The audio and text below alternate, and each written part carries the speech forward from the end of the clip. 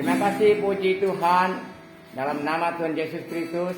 Di malam ini ada call di satu di rumah kediaman Didi. Dan sebelumnya, karena itu momen yang berhubungan dengan Chinese, yaitu memasuki bulan 2, pasti Barat Tionghoa akan tahu. Sebelum tahu, kita baca minta terserah siapa, bahkan satu ayat yang berhubungan dengan Alkitab, yaitu Ayub pasal 7 ayat 9 dan 10. Silakan bagi yang membaca, silakan ya. Tidak ditunjuk. Ayub pasal 7 ayat 9 dan 10. Silakan.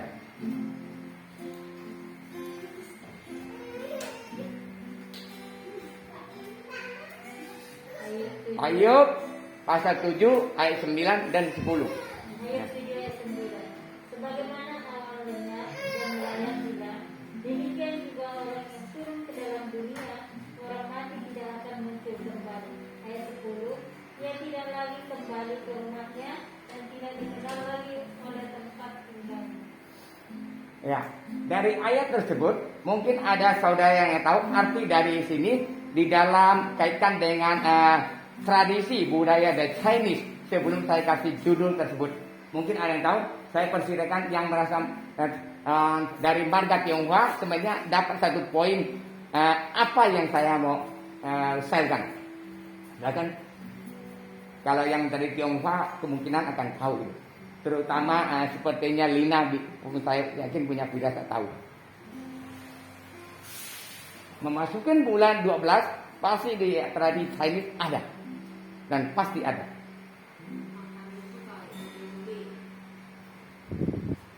Ya Gina, ada? Mau kasih saya buka kartu? Oke. Untuk membersihkan waktu, saya kasih paling banyak itu 10 menit. Tidak banyak. Kalau saya setiap ngangkat pasti yang padat, singkat, dan jauh. Oke.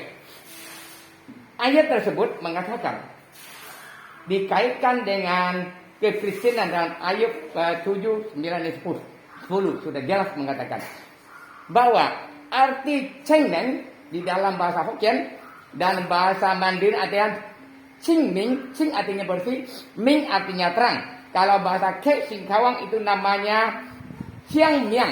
Xiang artinya hijau, Miang artinya suatu nama dengan nama yang hijau. Di sini namanya Qingming. Qingming tersebut apa yang sebagai orang Tionghoa di dalam acara tradisi Tionghoa dikaitkan dengan pasal Alkitab tersebut harus relevan dan maknai dengan yang benar. Yang benar itu artinya kita sebagai orang Kristen, terutama tertuju pada mereka Tionghoa, saya yakin yang seperti yang orang Batak pun artinya sudah Kristen. Tapi kalau ada tradisi-tradisi yang tentang ziarah kubur di yang leluhur yang tanah Batak, mungkin ada juga. Cuma cara-cara ziarah tersebut memang agak berbeda. Nah, di sini ada mengatakan bahwa antara Alkitab dengan tradisi harus sinkron dan saling melengkapi dan tidak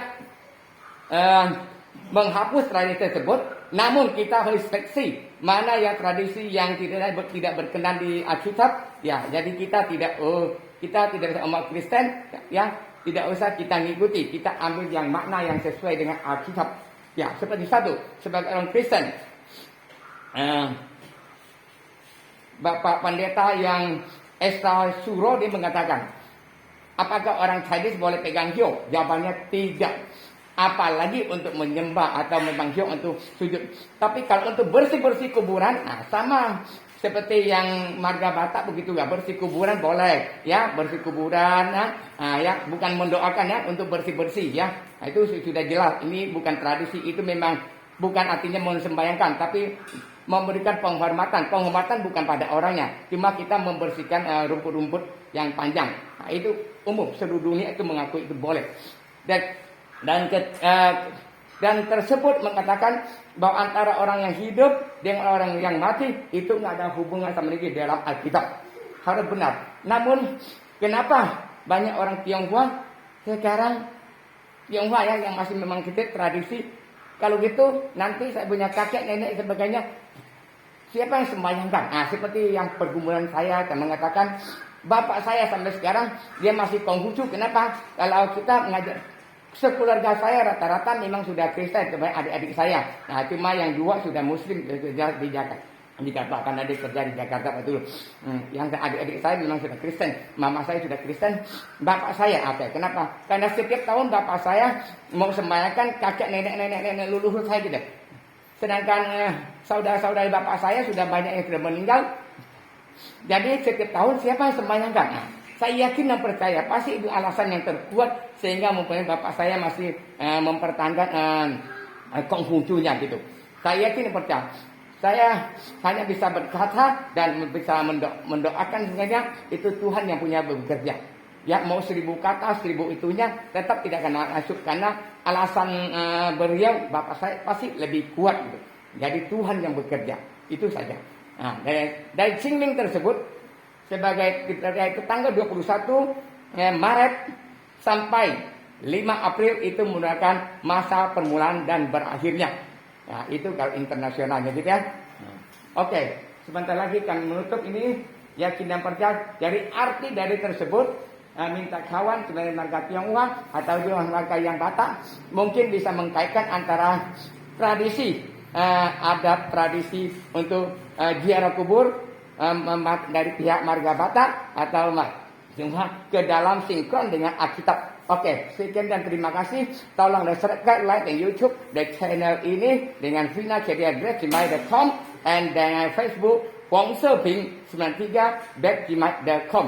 Jadi tanggal berapa sekarang? Yaitu tanggal 10 bulan 3 tahun 2022 hari Kamis malam sekitar jam 7. Oke, terima kasih. Mungkin ada yang menambahkan, silakan. Ya, oke, silakan dipersilakan silakan menambahkan.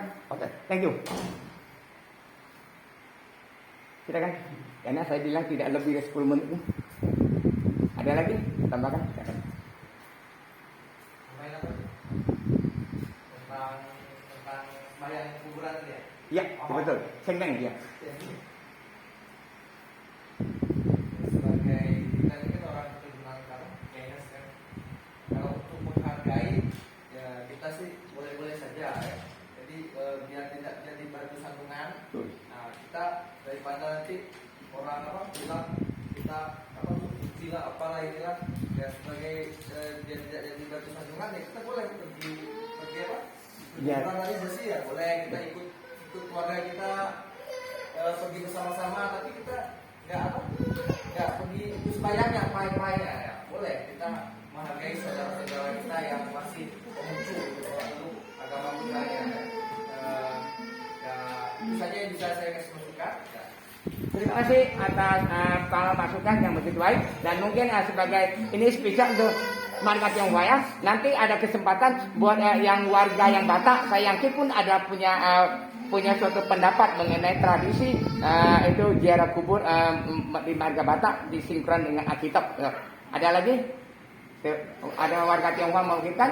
Kalau memang belum, nanti diwakilkan ke dari warga Batak juga. Saya yakin ada. Ada lagi? Mungkin nggak ditunjuk, tapi siapa yang bersedia untuk membersihkan batu, kan? Karena kan lebih awal. Ada? Nah, atau kasih selang-seling bergilir-bergilir untuk wakilkan siapa? Ibu Askia mungkin enggak pakai tunjuk, hanya usah tunjuk. Nah, ini mewakili marga Batak dengan ziarah kubur ziarah kubur dari pihak marga Batak sinkron dengan Alkitab. Oke, silakan. Enggak pakai tunjuk ya, cuma sekedar tahu ya.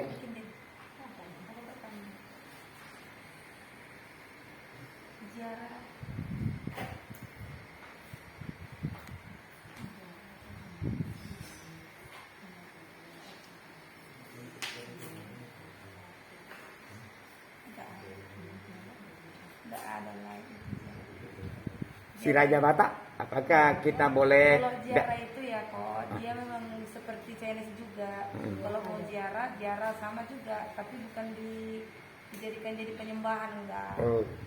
Gitu. Kalau kami orang Batak itu memang ada ziarahnya juga, cuman yang menurut kepercayaan kita aja gitu. Hanya mendoakan mereka aja gitu. Itu aja. arti mendoakan itu artinya untuk keluarga ditinggalkan atau untuk leluhur? Semuanya, mereka juga nanti semakin apa yang ditinggalkan sehat-sehat dan tidak ada, kadang-kadang kan lewat mimpi ada nanti mereka ataupun kalau dalam mimpi itu mereka kadang memberitahu gitu supaya itu, hal seperti itu tidak terjadi gitu. Maka kadang dibuat berziarah gitu. Oh, berziarah. Terima kasih atas sedikit informasi mengenai tradisi dari warga Batak tentang sinkron kehendak Alkitab. Saya lain tidak ditunjuk, tapi dia yang bersedia. Yang Tionghoa sudah wakilkan, Batak sudah wakilkan.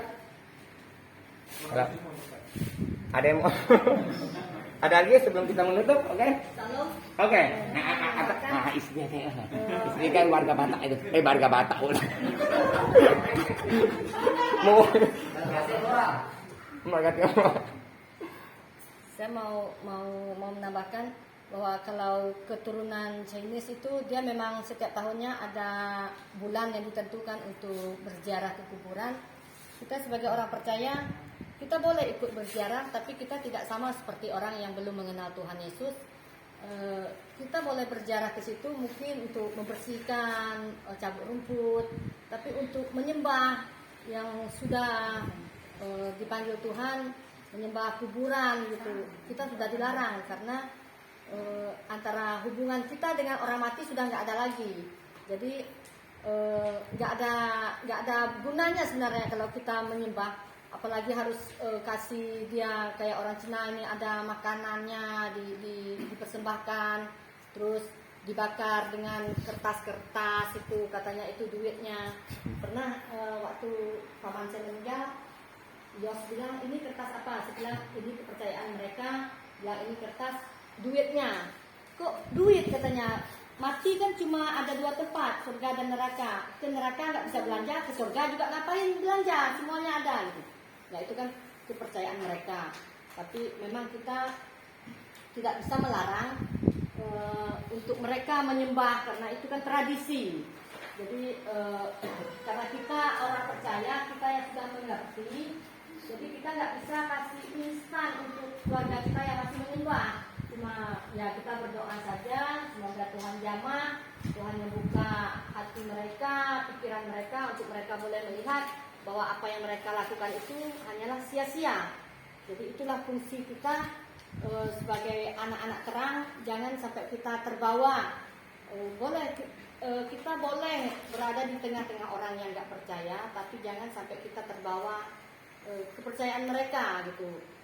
Maksudnya ya kita kan mengenal siapa yang harus disembah. Yang harus disembah cuma Tuhan Yesus, nggak ada yang lain. Karena Tuhan Yesus itu Allah pencemburu, dia nggak suka kalau kita menyembah yang lain.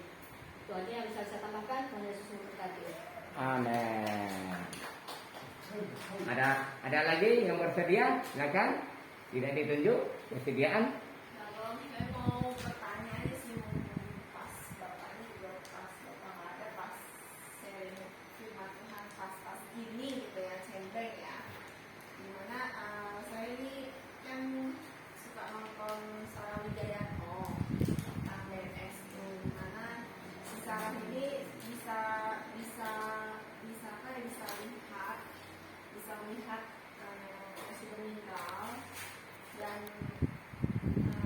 saya masih bertanya gitu, maksudnya kalau kita berdoa untuk Allah yang sudah meninggal itu apakah boleh? Ya kan? Karena saya lihat yang si Sarah Wijayanto ini dia Kristen, cuma dia sama dirinya kan jadi mualaf, dia bukan dirinya kan Islam. Saya nggak tahu ya dia Islam atau Kristen, tapi setahu saya dia Kristen. Dan setiap kali dia masuk rohnya itu masuk ke Sarah Wijayanto ini, yang roh halus ini dibilang saya minta berdoa, dia bilang kayak gitu, tolong doakan saya. Nah jadi saya bertanya, sebagai kita orang percaya ini boleh nggak sih doain orang yang sudah meninggal gitu ya kan? Dan sedangkan kadang-kadang saya ini mau doa buat papa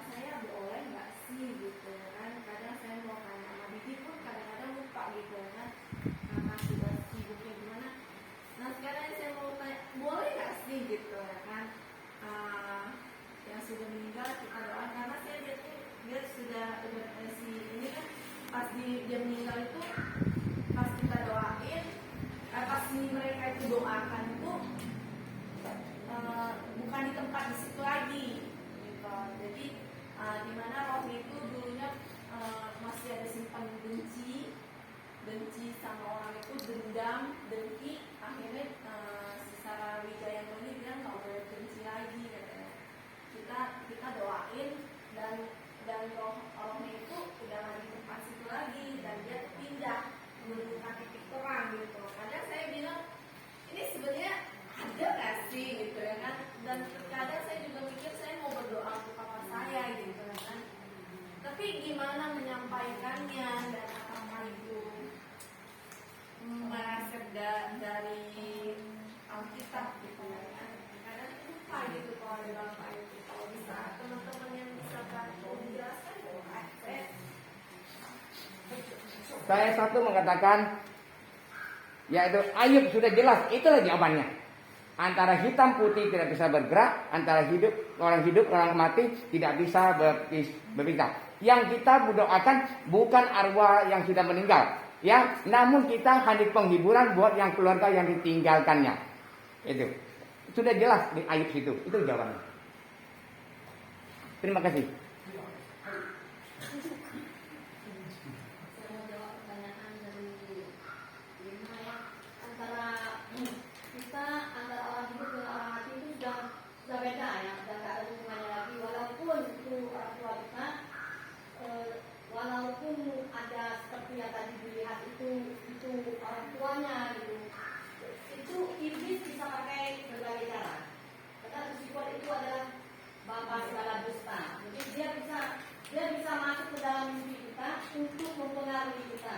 Seperti orang tua kita datang, dia bilang aku di sana lapar, jadi harus dikasih makan. Sebenarnya nggak ada.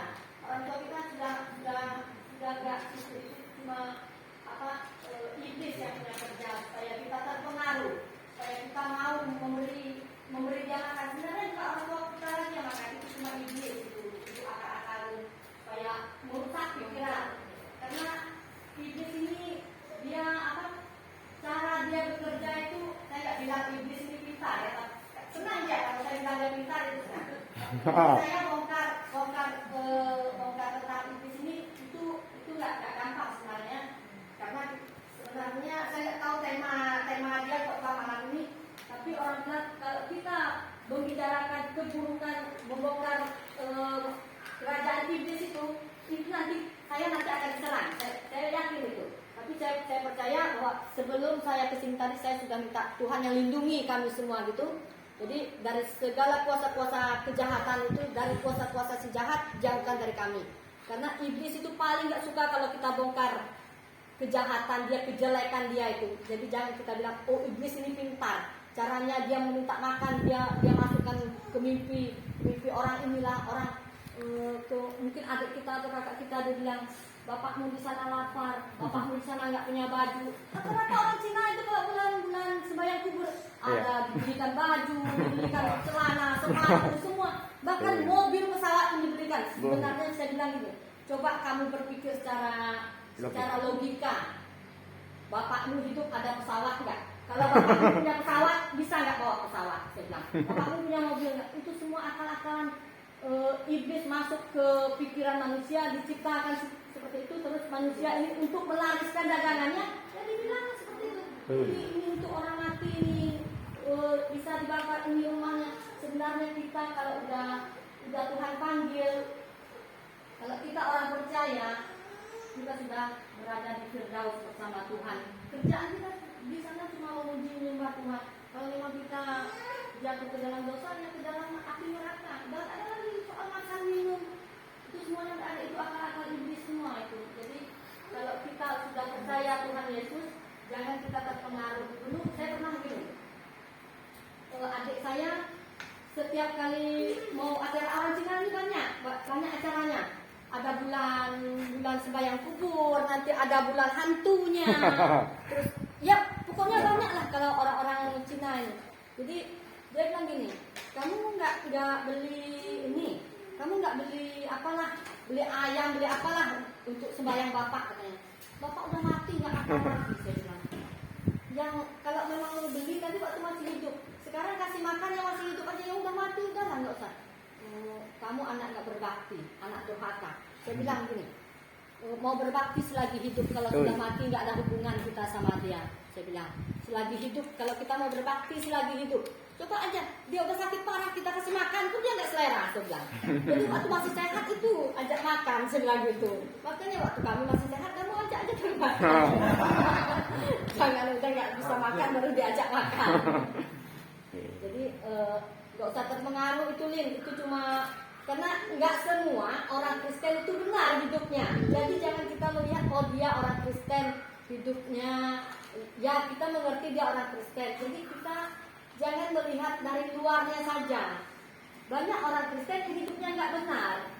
Kita malah bukan channel ya. Jangan Iya. terpengaruh, jangan Bukan kita channel. terpengaruh. Jadi supaya kita nggak terpengaruh dengan apa yang kita lihat, walaupun dia orang Kristen, cuma satu yang kita harus kuat, kita tetap baca firman Tuhan, karena disitulah pegangan kita. Jadi orang nggak bisa menipu kita seperti apapun, karena firman Tuhan itu udah masuk ke dalam pikiran kita, jadi kita nggak bisa terpengaruh oleh apapun. Kemudian, Amin. Ada lagi sebelum ditutup? Ya, kalau nggak ada, terima kasih. Ya, dalam nama Tuhan Yesus Kristus, kami mengucapkan syukur Allah Bapa kita yang Maha Tinggi, ya, yaitu merupakan Yehova Jireh dahulu sekarang sampai selama-lamanya. Kita sama-sama katakan amin. Tang tang tang tang tang tang tang tang tang tang tang. Oke, sip. Oke.